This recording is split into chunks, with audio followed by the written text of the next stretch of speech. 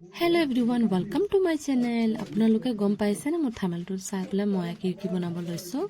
গম পোৱা নাই যদি মোৰ ভিডিওটো চাওকচোন বাৰু স্কিপ নকৰাকৈ এয়া লৈ লৈছো মাছৰ চৰ্বি আৰু নিমখ আৰু অলপ হালধি দি দিছো ইয়াত আৰু মাছৰ চৰ্বিখন ধুনীয়া কৰি ইয়াত দুই দিম অলপ এটা কেঁচা পিয়াজ কুচি কুচি কাটি আৰু কেইটামান কেঁচা জলকীয়া আৰু দি দিম ধনিয়া পাত কেইটামান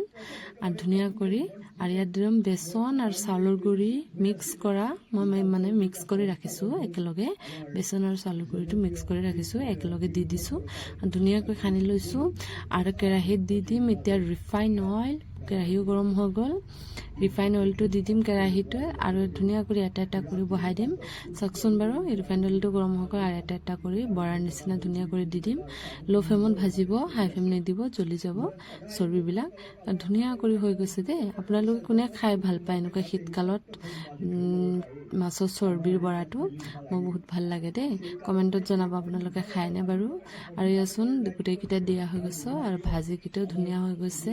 মই আৰু এটা ৰেচিপি বনাব লৈছো প্ৰথমে এইটো সাফ কৰি লওঁ আৰু এটা ৰেচিপি বনাইছো হেটো চাওকচোন